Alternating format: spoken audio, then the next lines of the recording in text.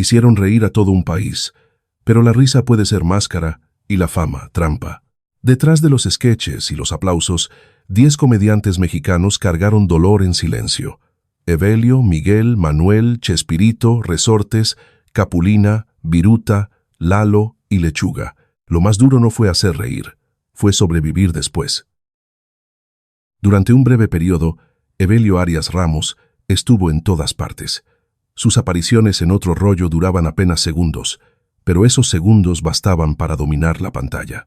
Una sola palabra, un tono específico, un ritmo peculiar al hablarlo, convirtieron en una figura reconocible en toda la televisión mexicana. El público lo esperaba. Repetía sus frases. Su presencia era tratada como garantía de risa. En su punto más alto, Evelio no necesitaba rutinas largas ni estructuras elaboradas. La televisión lo necesitaba exactamente como era. Pero esa visibilidad era frágil. Evelio nunca fue posicionado como una estrella con protección a largo plazo.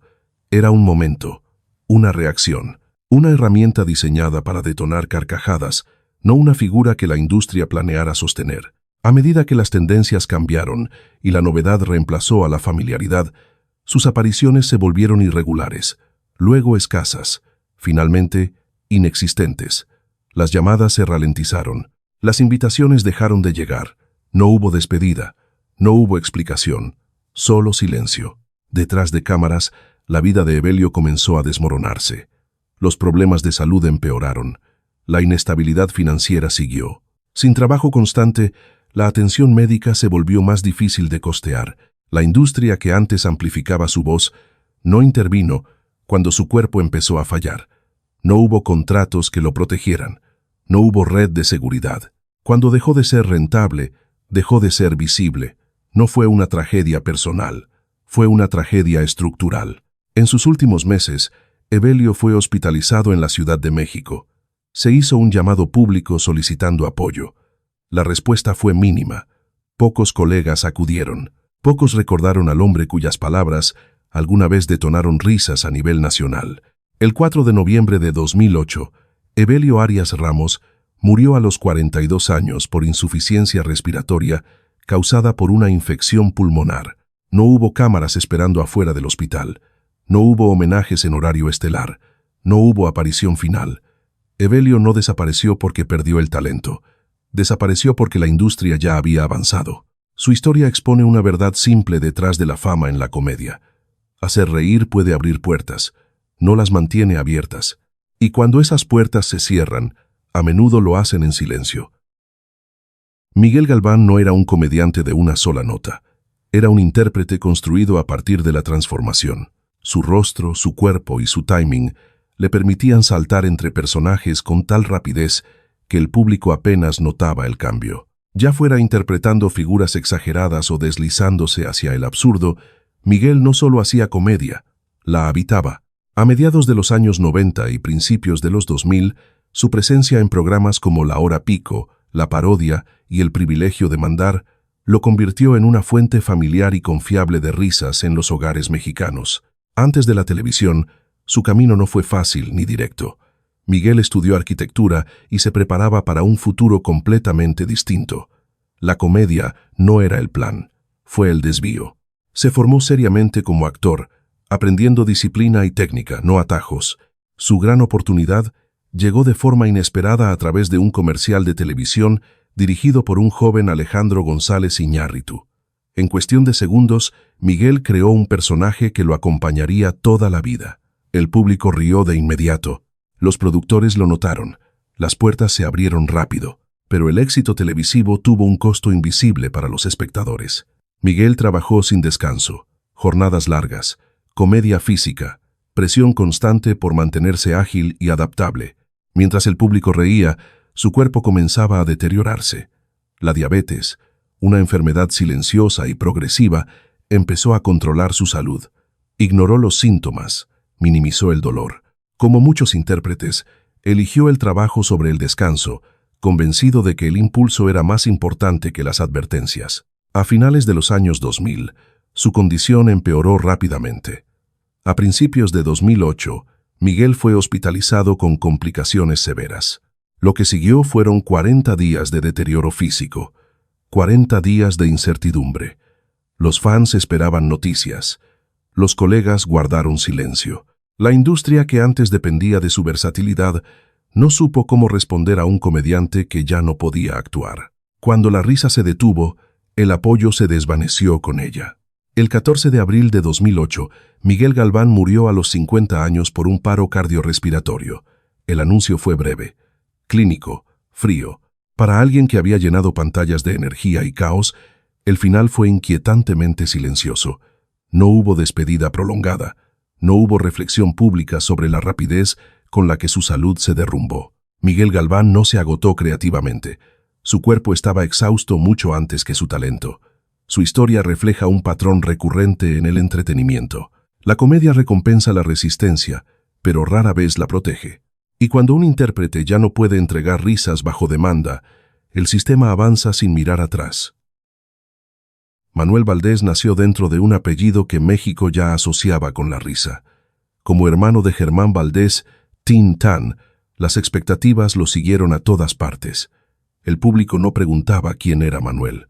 Preguntaba por qué no era Tin Tan. Desde el inicio, su carrera se desarrolló bajo la comparación, no bajo la curiosidad. El talento se daba por hecho. La individualidad quedaba en segundo plano. Trabajó de forma constante en televisión, teatro y comedia en vivo, construyendo una carrera que exigía presencia permanente, pero ofrecía poca protección. Manuel no fue posicionado como un protagonista con poder de negociación. Era parte de la máquina, no alguien para quien la máquina estuviera diseñada. Con el paso de los años, la inestabilidad financiera se volvió una realidad. Los trabajos iban y venían, los contratos eran breves, los beneficios inexistentes. La comedia pagaba las cuentas solo cuando había trabajo y había largos periodos en los que no lo había. Los problemas de salud redujeron lentamente su capacidad para actuar. Sin ingresos constantes, la atención médica se volvió cada vez más difícil de sostener. La industria no intervino, no hubo llamados públicos, no hubo apoyo institucional. Manuel no colapsó de manera pública. Se desvaneció en privado. Los escenarios avanzaron. Intérpretes más jóvenes lo reemplazaron. El teléfono dejó de sonar, no por escándalo, sino porque el silencio es más barato que una explicación. Para cuando Manuel Valdés murió en 2020, su nombre tenía poco peso fuera de notas históricas ligadas a su familia. Su fallecimiento no generó titulares, no hubo homenajes, no hubo retrospectivas, solo un breve reconocimiento y luego nada. Un hombre que pasó su vida dentro de la comedia salió de ella sin ceremonia. Manuel Valdés no fracasó. Fue consumido por un sistema que valora apellidos por encima de personas y productividad por encima de longevidad. Su tragedia no fue dramática, fue administrativa, y en una industria construida sobre la memoria, ese tipo de desaparición es permanente. Roberto Gómez Bolaños construyó uno de los imperios cómicos más poderosos de la historia latinoamericana. Sus personajes no solo fueron exitosos, fueron institucionales. El Chavo del Ocho y el Chapulín Colorado se convirtieron en propiedad cultural, repetidos a través de generaciones, países y décadas. Para el público, Chespirito encarnaba calidez, inocencia y claridad moral.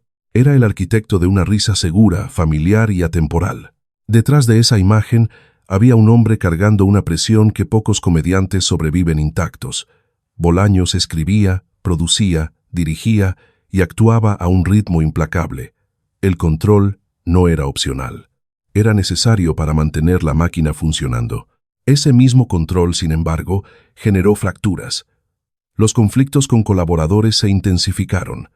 Colegas de años se fueron alejando. Miembros del elenco que ayudaron a construir el fenómeno salieron bajo tensión, disputas o silencio. El éxito no unificó el sistema, lo centralizó. Con el paso de los años, el cuerpo de Chespirito comenzó a fallar. Problemas de salud crónicos limitaron su movilidad. Sufrió afecciones respiratorias que lo debilitaron progresivamente, obligándolo a usar silla de ruedas y luego a depender de atención médica constante. Las apariciones públicas se volvieron raras. Las entrevistas, breves. El hombre cuyos mundos parecían infinitos quedó físicamente confinado, mientras sus creaciones seguían circulando sin él. En sus últimos años, Bolaños vivió rodeado de legado, pero aislado de la comunidad que ayudó a crear. La industria continuó beneficiándose de retransmisiones, mercancía y nostalgia, mientras el creador se desvanecía de la vida pública. El 28 de noviembre de 2014, Roberto Gómez Bolaños murió a los 85 años. Los homenajes fueron masivos, el duelo fue nacional, pero muchas de las relaciones rotas en el camino nunca se repararon. Chespirito no murió olvidado, murió encerrado por su propio éxito. Su tragedia no fue la oscuridad, sino el costo del control absoluto. Demostró que construir algo inmortal no garantiza un final en paz, solo que la obra sobrevivirá al hombre que la cargó.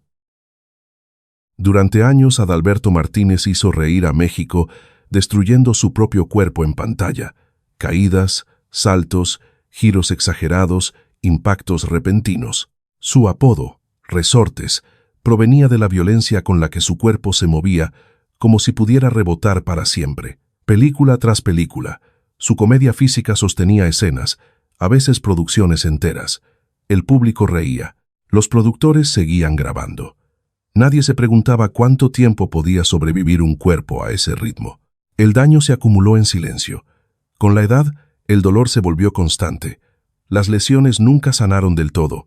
Los problemas médicos limitaron su movilidad, y con esa limitación llegaron menos papeles. La comedia física no envejece con gracia, y la industria no hizo ningún esfuerzo por adaptarlo a trabajos más seguros.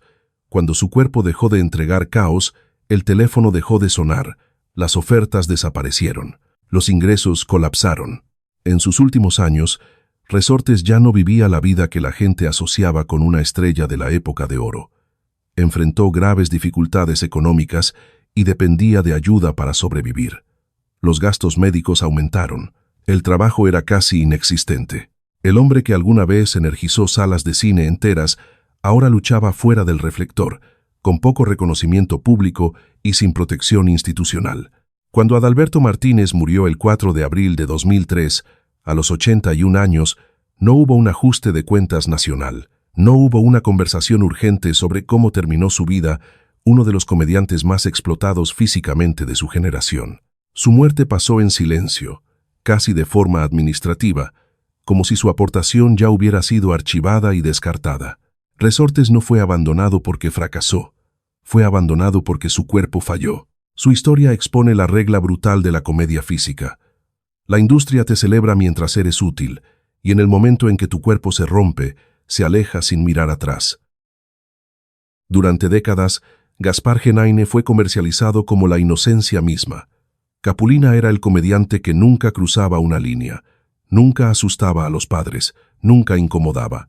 Su humor era limpio, predecible y perfectamente seguro para la televisión.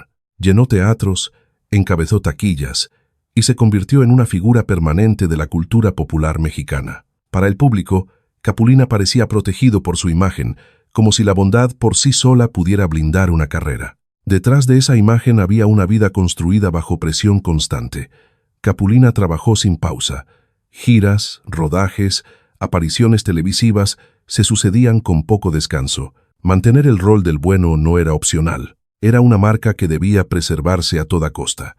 Cuando las tendencias cambiaron y el público se inclinó hacia una comedia más agresiva, Capulina no fue criticado, simplemente fue desplazado. Las invitaciones se ralentizaron. Los nuevos proyectos dejaron de llegar. Su presencia se volvió simbólica, no necesaria. A medida que su salud se deterioraba, la distancia entre Capulina y la industria se amplió. Graves problemas cardíacos limitaron su fuerza e independencia. Las citas médicas reemplazaron los ensayos. La recuperación sustituyó a la actuación. Mientras las retransmisiones seguían generando nostalgia y dinero, el hombre ya no tenía un lugar en el sistema que antes dependía de él. El reflector no se volvió hostil, simplemente se giró. El 30 de septiembre de 2011, Gaspar Genaine falleció a los 85 años, tras sufrir complicaciones derivadas de una enfermedad cardíaca. La reacción fue contenida, respetuosa, breve. El personaje fue recordado con cariño. El costo personal de sostenerlo durante toda una vida apenas fue mencionado.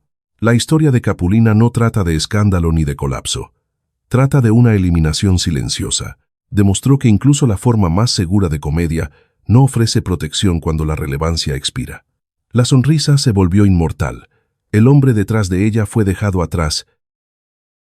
Marco Antonio Campos construyó su carrera como la mitad de una máquina que nunca se detenía. Como Viruta, junto a Capulina, dominó la velocidad, el caos verbal y el timing físico que convertían escenas simples en explosiones controladas. Su intensidad marcaba el ritmo de cada sketch, absorbía el caos para que la comedia funcionara.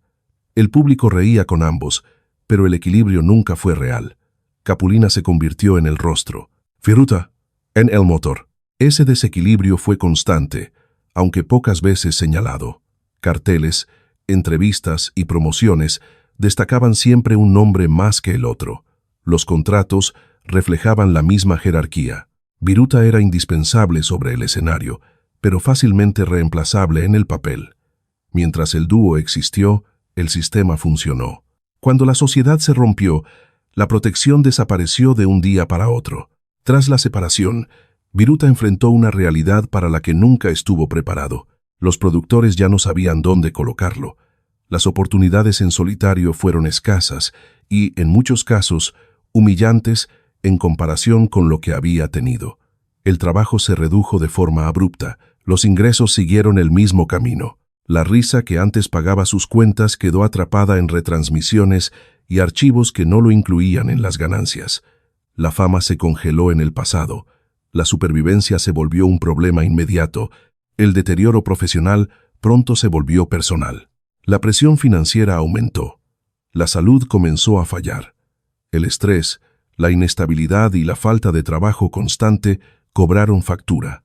Sin apoyo institucional ni proyectos de regreso, Viruta se fue alejando de la industria que durante años había dependido de él. No hubo grandes regresos, no hubo reinvenciones financiadas por productores. Se esperaba que desapareciera en silencio, y así ocurrió. Cuando Marco Antonio Campos murió en 1996, su situación ya era invisible para el público. No hubo campañas para ayudarlo, no hubo llamados urgentes, no hubo revisión de cómo la mitad de uno de los dúos cómicos más exitosos de México había sido abandonada. Su muerte no interrumpió la programación ni provocó reflexión en la industria. Pasó como una nota administrativa. Viruta no fracasó como comediante. Fracasó el sistema que solo funciona mientras la fórmula genera ganancias. Su historia expone una de las verdades más crueles de la comedia. Los dúos crean leyendas, pero no reparten la protección de manera equitativa. Cuando el reflector se estrecha, alguien siempre queda en la oscuridad. Lalo González construyó su carrera convirtiendo la identidad en entretenimiento. Como el Piporro, encarnó el norte de México con absoluta confianza. Su acento, su música, su humor se sentían reales porque lo eran. El público no veía a un personaje fingiendo ser regional. Se veía reflejado. Esa autenticidad lo hizo famoso, pero también lo atrapó dentro de una sola imagen que exigía actuación constante. Durante años Lalo trabajó sin límites. Películas, programas de televisión, presentaciones en vivo y grabaciones se sucedían sin descanso. Descansar era visto como debilidad. El personaje tenía que mantenerse vivo, enérgico, reconocible. Detrás de cámaras el agotamiento se acumulaba. Los problemas de salud comenzaron a aparecer, pero reducir el ritmo significaba perder relevancia. Y en una industria basada en la visibilidad, la relevancia es supervivencia. A medida que su condición empeoraba, las oportunidades comenzaron a desaparecer. Los productores dejaron de ofrecerle papeles protagónicos. Las apariciones se redujeron a cameos breves y luego se eliminaron por completo. Los tratamientos médicos se volvieron frecuentes. Su fuerza física disminuyó. Su independencia se perdió. El hombre que alguna vez llenó teatros pasó largos periodos fuera del ojo público, no por elección, sino porque su cuerpo ya no podía sostener las exigencias del personaje que creó. La presión financiera llegó rápidamente. Sin trabajo constante, la estabilidad colapsó. La industria no organizó apoyo. No hubo protecciones institucionales para amortiguar la caída. Su trabajo siguió circulando en pantallas y radios, generando nostalgia y ganancias, mientras él permanecía ausente del sistema que se beneficiaba de su legado. El personaje sobrevivió. El hombre luchó en silencio. Cuando Lalo González falleció en 2003, el relato se centró casi exclusivamente en el Piporro como símbolo cultural. Los años de deterioro, enfermedad y aislamiento previos a su muerte apenas fueron reconocidos. No hubo un ajuste de cuentas público sobre cómo un ícono nacional llegó al final de su vida debilitado y apartado de la industria que ayudó a definir. Lalo González no perdió a su público, perdió protección. Su historia revela cuán rápido la autenticidad puede convertirse en una carga cuando el cuerpo falla. La cultura conserva el acento, las canciones, los chistes. El hombre que los cargó es dejado atrás sin protesta. Héctor Lechuga nunca fue diseñado para ser inofensivo. Su comedia apuntaba directo al poder, la corrupción y la hipocresía, en una época en la que la televisión mexicana premiaba la obediencia y castigaba la fricción. En programas como Ensalada de Locos, su inteligencia lo hacía destacar. No dependía de gestos exagerados ni de remates fáciles. Dependía de la claridad, y la claridad incomodaba. Esa incomodidad se transformó lentamente en exclusión. A medida que la televisión endurecía el control político y comercial, la presencia de Lechuga se volvió incómoda. Los proyectos se cancelaron en silencio. Las invitaciones dejaron de llegar. No fue censurado públicamente. Fue borrado por indiferencia, sin explicaciones, sin confrontaciones, solo menos llamadas, menos guiones y, eventualmente, ninguno. Su carrera no colapsó por escándalo, fue desmantelada en silencio. Con la pérdida del trabajo llegó la inestabilidad financiera. Sin ingresos constantes, su capacidad para atender problemas de salud se deterioró. Afecciones médicas graves requerían atención constante, pero los tratamientos se volvieron difíciles de sostener. El hombre que alguna vez usó el humor para desafiar al sistema, ahora no tenía un sistema dispuesto a apoyarlo. Enfrentó la enfermedad sin la protección que décadas de trabajo televisivo debieron garantizarle. Con el paso de los años, Lechuga vivió cada vez más alejado de la industria que ayudó a moldear. No aparecieron proyectos de regreso. No hubo homenajes mientras aún vivía. Su voz, antes afilada y presente, se desvaneció en la ausencia. El público recordaba su inteligencia, pero no su desaparición.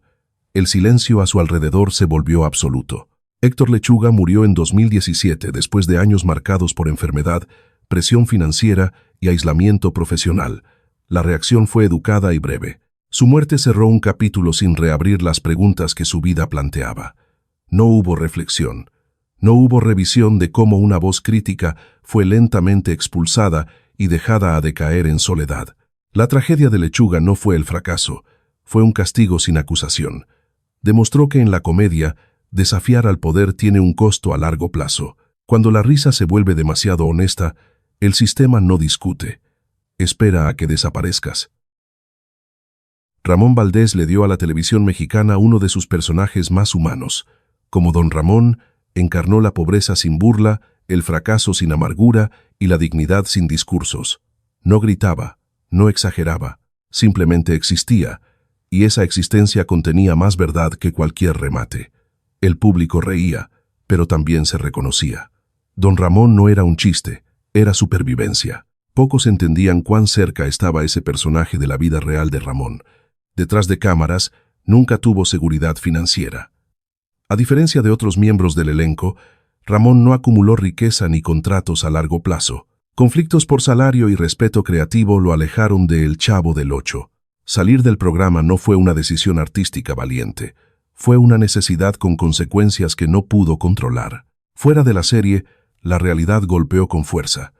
La industria que había dependido de él ya no tenía un lugar para él. Los papeles se volvieron esporádicos, mal pagados e inestables. Ramón se movía entre proyectos sin continuidad ni protección. La fama quedó congelada en retransmisiones, pero el hombre detrás del personaje vivía sin los beneficios que esa fama sugería.